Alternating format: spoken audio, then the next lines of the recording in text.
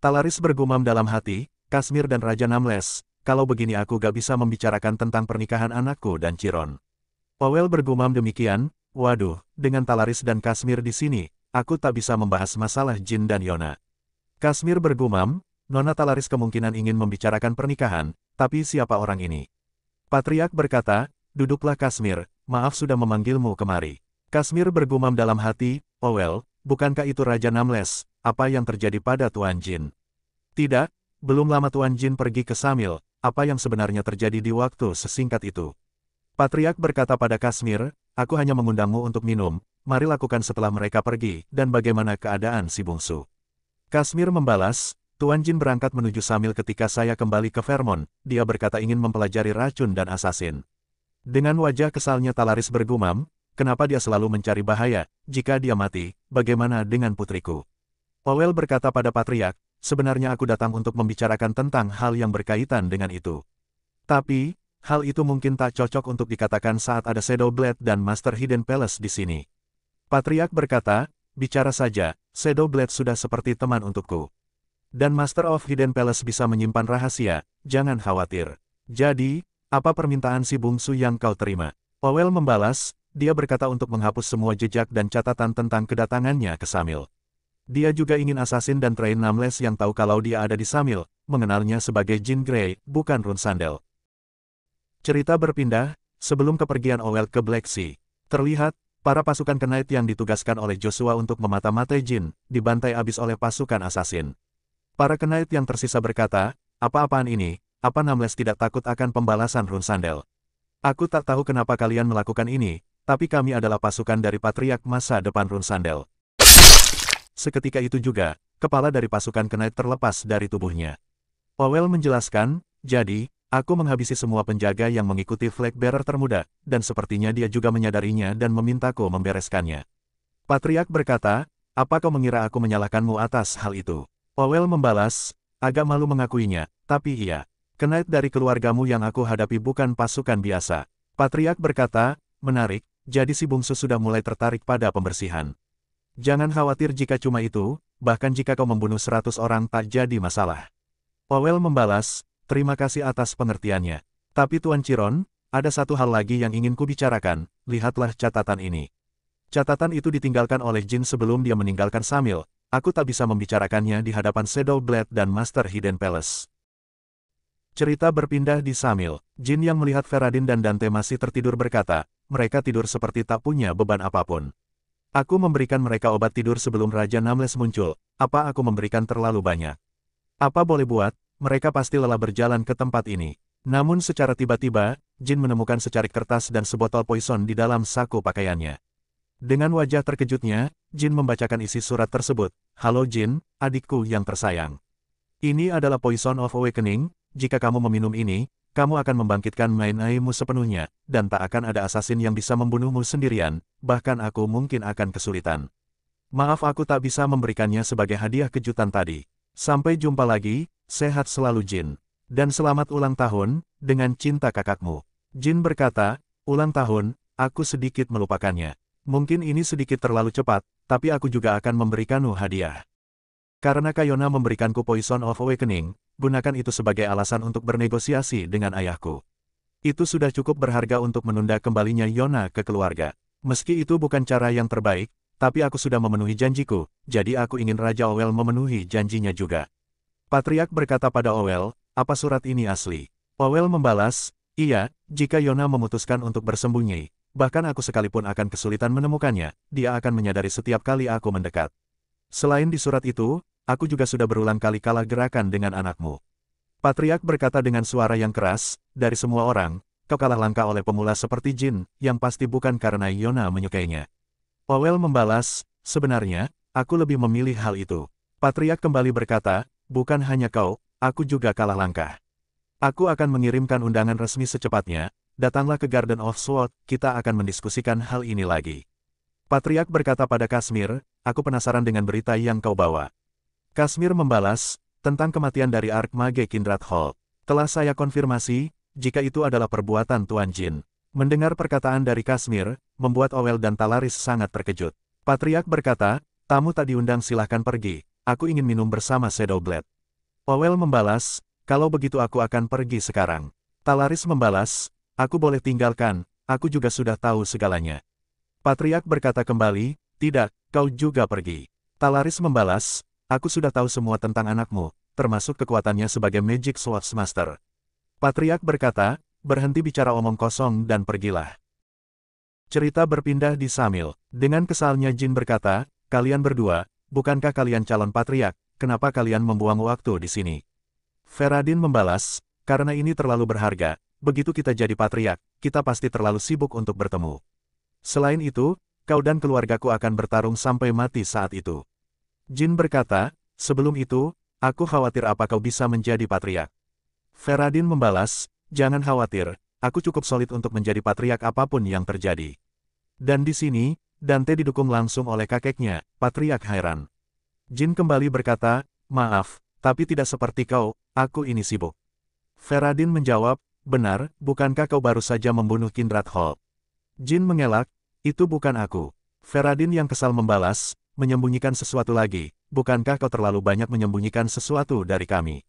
Dante berkata, begitu kau menjadi flag bearer tetap, kita tidak akan punya banyak waktu bersama kan. Jika kita semua menjadi patriark seperti yang dikatakan Feradin, terutama kau, Jin, kita mungkin tidak akan pernah bisa berkumpul seperti ini lagi. Feradin menambahkan, jadi, mari bersenang-senang sampai saat itu tiba. Aku dengar kau butuh ketenaran atau nama besar untuk menjadi flag bearer kan? Karena kau berkata kau bukan orang yang membunuh Kindred Hall, apa boleh buat? Ikutlah dengan kami akan membantumu membangun ketenaranmu. Jin berkata, kalian berdua ingin kita bertiga pergi bertualang bersama, hentikan omong kosong itu. Feradin membalas, bagus juga, ayo bertualang bersama. Cerita berpindah di kota Akin. Enya berkata, Tuan Muda Jin, akhirnya kamu bangun. Kui Kantel berkata, bagaimana keadaanmu, apa kamu baik-baik saja setelah mengkonsumsi Tousan Poison? Jin bertanya pada Enya, apa aku pingsan setelah meminumnya? Enya membalas, benar, aku kira kamu beneran mati. Saat pingsan tubuhmu menghitam dan kembali normal setelah beberapa menit, tapi tubuhmu yang begitu juga keren. Kui Kantel berkata, kamu tertidur 5 hari penuh. Normalnya, setelah meminum itu kamu akan tertidur 1 bulan penuh, tapi kamu bangun lebih awal, mungkin karena tubuh Run Sandel yang diberkahi. Jin membalas, syukurlah aku bangun lebih cepat, anggap saja itu istirahat sebentar. Apa ada yang terjadi saat aku tertidur? Kui Kantel berkata, tak banyak, Kashmir langsung pergi begitu dia sampai. Enya menambahkan, Gili juga pergi untuk sementara, dia berkata ada panggilan penting dari keluarga. Dia berangkat tadi pagi dan menggunakan transfer gate ke kediaman Run Sandel. Dia bilang dia akan segera kembali, jadi harusnya tak masalah. Kalau begitu, aku ingin memberitahu yang lain kalau kamu sudah bangun. Jin berkata, jadi, sekarang kau ingin aku meminum ini.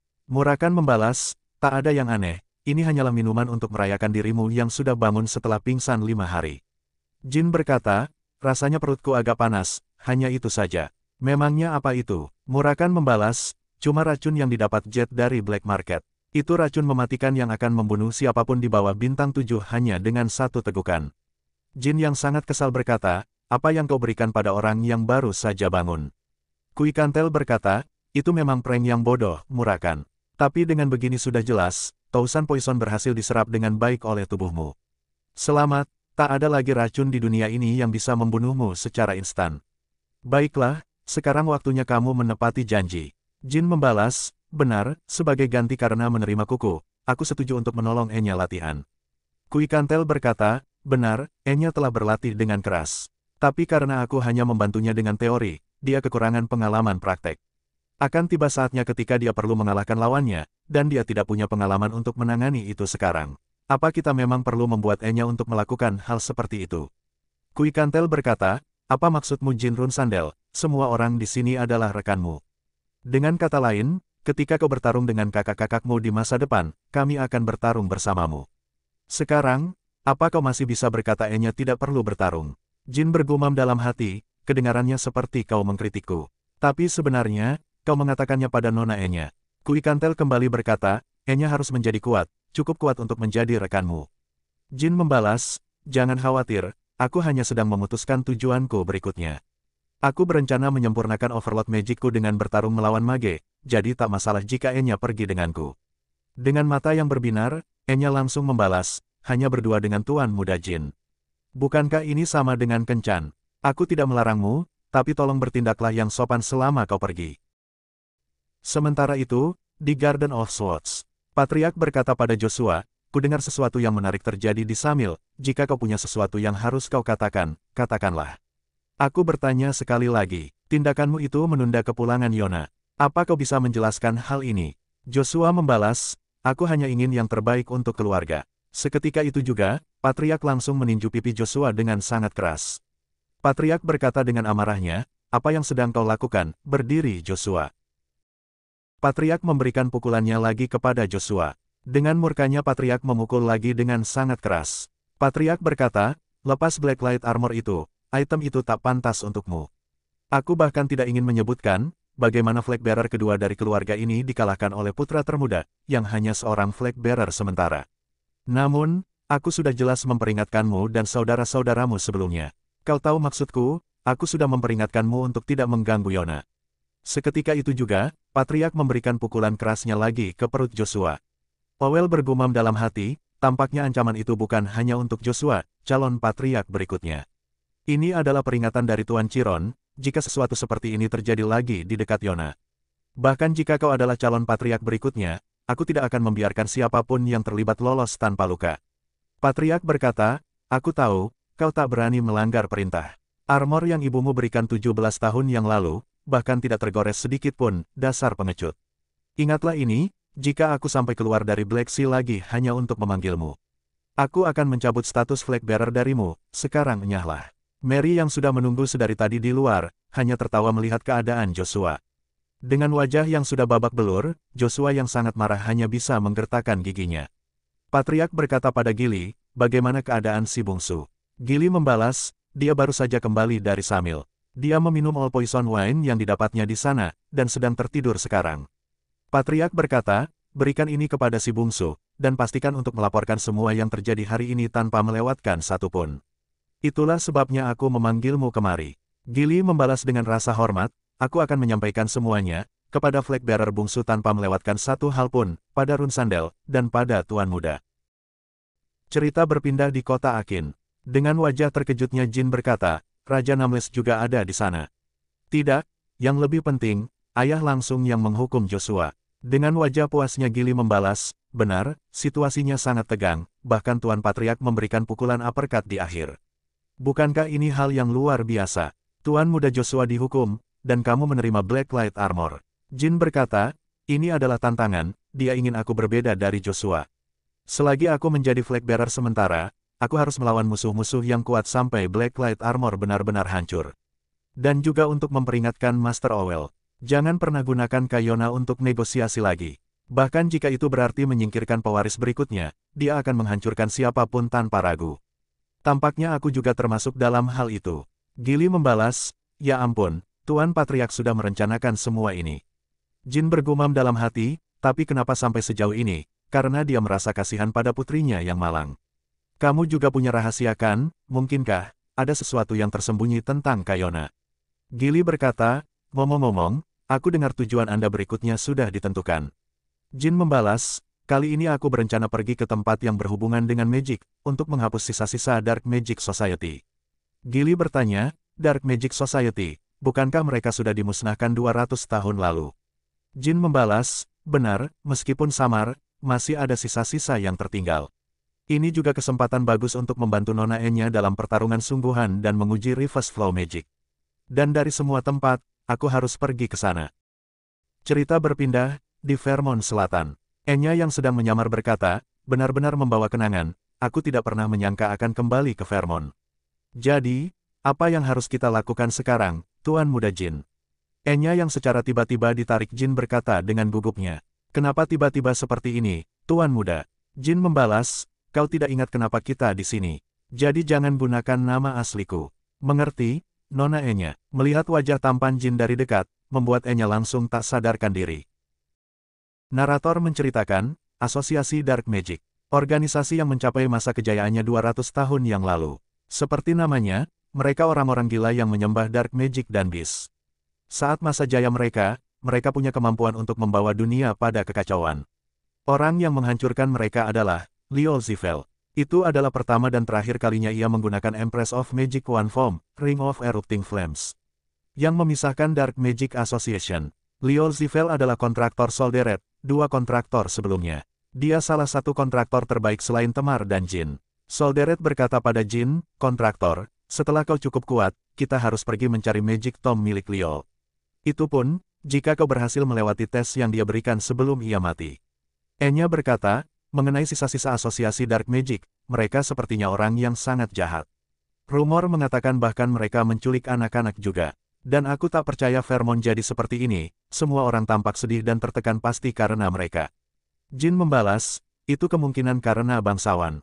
Kau pasti tahu karena kau pernah tinggal di ibu kota sebelumnya, tak banyak kota di dunia yang punya keamanan seketat Vermont. Kriminal kecil akan dengan cepat dibasmi, tapi mereka akan sengaja membiarkan kriminal yang kuat dan punya skill, atau yang punya kelompok besar. Alasannya, karena kriminal dan korbannya adalah poin penting dalam membangun reputasi bangsawan. Kurasa Vermont belum menyerang asosiasi Dark Magic, karena mereka ingin mage dari Akademi mendapatkan nama. Enya berkata, Akademi, jadi orang-orang dari Akademi juga akan datang kemari. Lihat, itu mage dari Akademi. Para mage dari Akademi dan bangsawan telah datang. Para penduduk yang sangat antusias berkata, itu benar-benar mage, akhirnya kekaisaran mengirimkan mage. Mereka datang untuk membasmi bajingan dari asosiasi Dark Magic, sekarang tamat riwayat mereka. Jin bergumam dalam hati, mereka semua punya sifat menjijikkan, yang menganggap diri mereka seolah yang paling punya kuasa. Di kehidupanku sebelumnya, sangat merepotkan berurusan dengan mereka.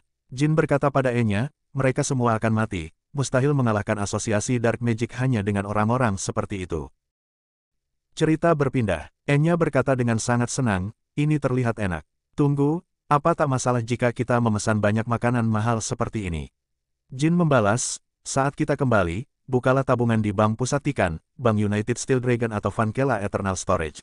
Aku akan memberimu sedikit uang jajan yang bisa kau pakai. Enya bertanya, Tuan Muda, apa maksudmu perkataanmu sebelumnya, tentang mage akademi yang akan mati semua? Jin menjawab, tepat seperti yang aku katakan. Mage yang mereka kirimkan semuanya masih muda, pemula, lemah, dan tak punya pengalaman. Enya berkata kembali, tapi mereka semua mage yang menerima edukasi yang berkualitas. Mereka setidaknya rata-rata mage bintang 4, sama halnya seperti sisa-sisa asosiasi Dark Magic, harusnya tak ada masalah. Jin membalas, karena itulah mereka tak punya kesempatan. Orang-orang dari asosiasi Dark Magic adalah veteran yang keras di jalanan, sementara para kadet itu tak punya pengalaman. Dari informasi yang diberikan Tuan Kashmir, jumlah anggota asosiasi Dark Magic ada sekitar 50 orang, rata-rata bintang 4. Dan kadet mage yang kita lihat datang hari ini hanya sekitar 30 orang. Meski ada satu atau dua mage yang berpengalaman di antara mereka, asosiasi Dark Magic masih lebih kuat.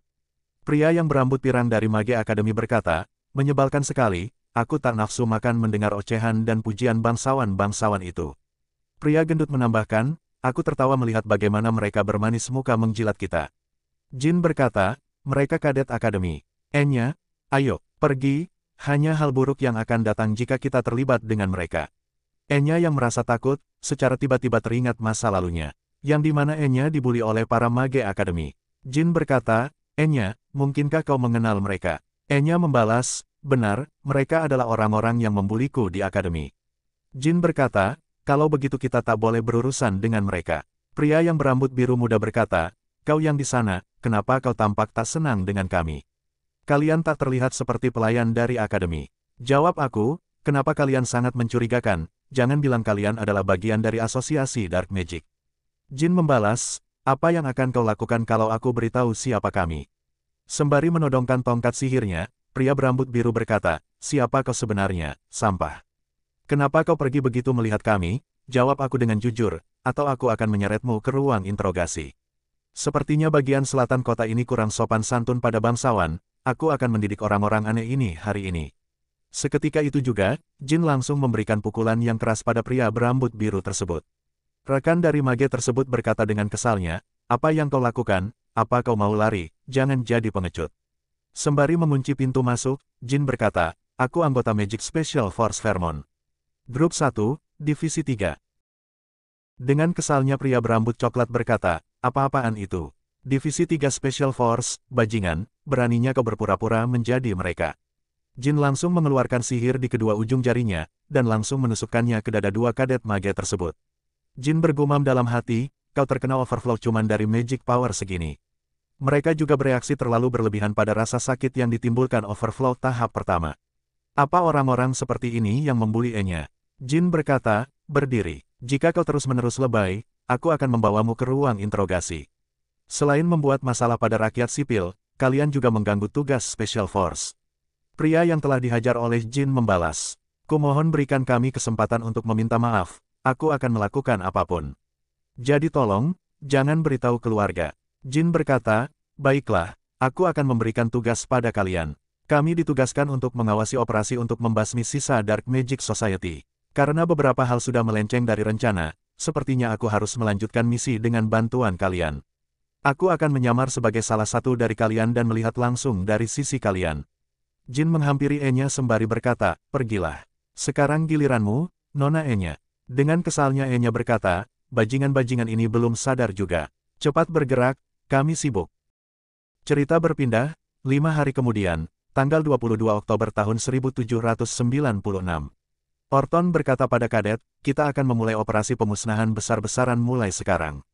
Kadet, pastikan untuk memahami dan mengikuti perintah dari setiap mage skuad, itu saja. Para kadet berbisik pada temannya, tapi bukankah ada mage bintang 7 di antara mereka, apa benar-benar tidak apa-apa?